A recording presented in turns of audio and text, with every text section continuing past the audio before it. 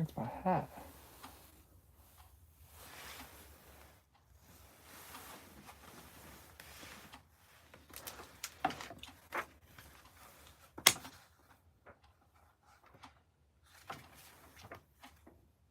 Rainy days.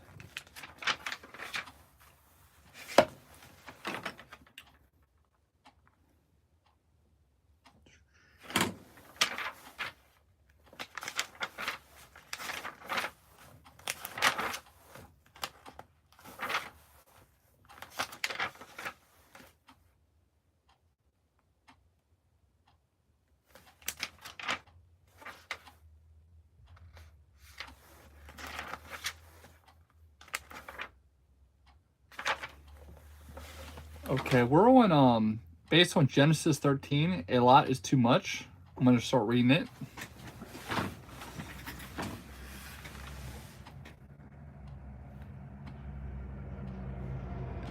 Abraham has left Egypt with great wealth, but his blessing from Egypt turns out to be a curse in disguise.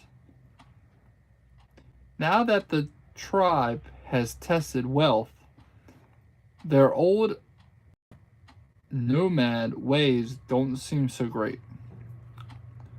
Is there a problem? Your nephew Lot is claiming that his family should get first choice of the riches from Egypt. In spite of this, Abraham and Lot both prosper and their flocks increase. But soon the quarreling spreads to their workers. Make room for Lot's sheep. No, Abraham is the chief. His flocks come first. When Abraham hears of the quarrels, he knows he must do something. This time, Sarah, I'll handle this the way I think God would want me to. I am afraid that we must let Lot go his own way.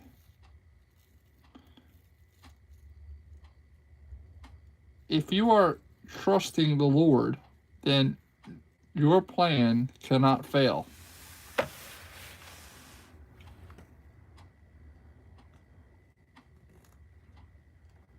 The next day, Abraham seeks out his nephew. Come with me, Lot. I have a solution to our sheep problem. Families should never quarrel over possessions. Look, God's promised land is huge.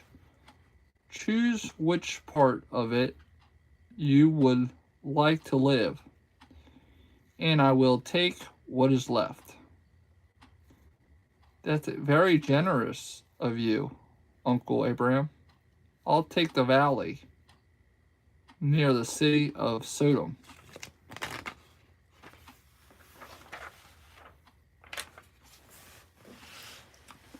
Based on Genesis 15 through 18, insufficient sons.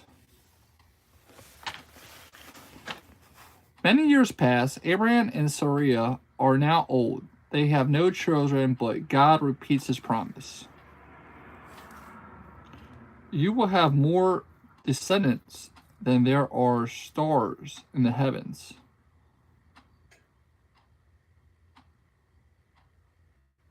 As a sign of his promise, God changes Abraham's name to Abraham, which means father of many. God also changes Sarah's name to Sarah, which means princess.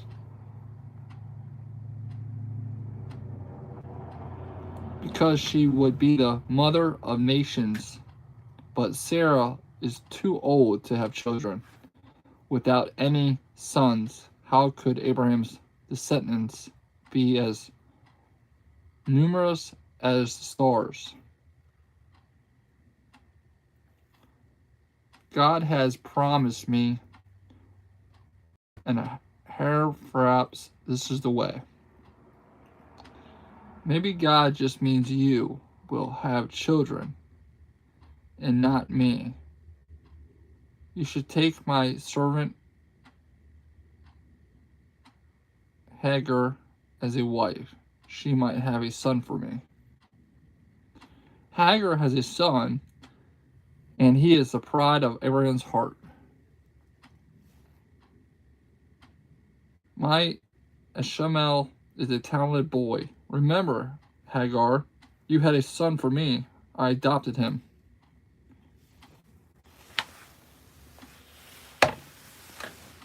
But in her heart, Sarah knows that Ishmael isn't really hers as Ishmael grows to beyondhood. He's a center of attention throughout the camp.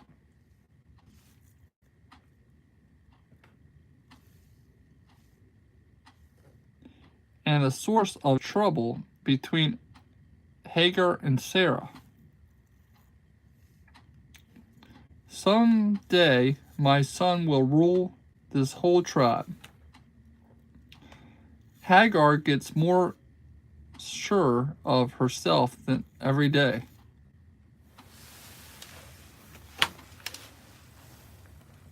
Abraham worries about the trouble in his camp. One day, while he is resting and thinking about Ishmael, Hagar, and Sarah, he looks up.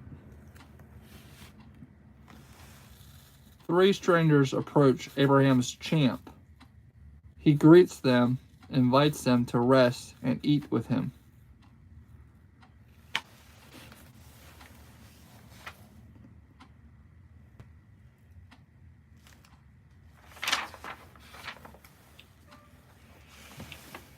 While they are eating, one of the strangers gives Abraham surprising news.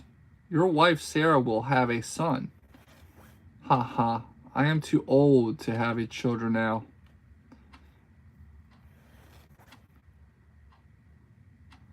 When the strangers leave, Abraham's walk with them for a while. That city of Sodom is so wicked that God will have to destroy it.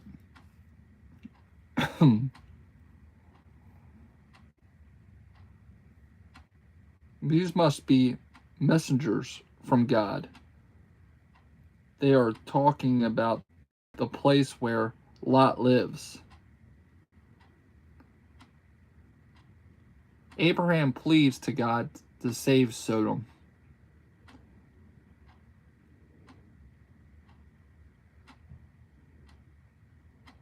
Would you really destroy the righteousness along with the wicked? What if there are even 50 good people in the city? Do they deserve to be destroyed?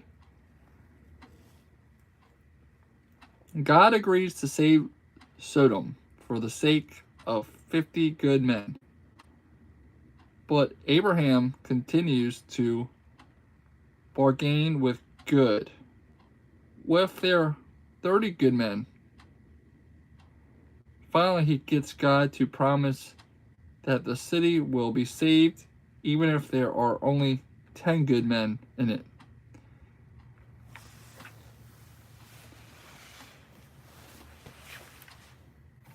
So I read A Lot Is Too Much, and I read Insufficient Sons.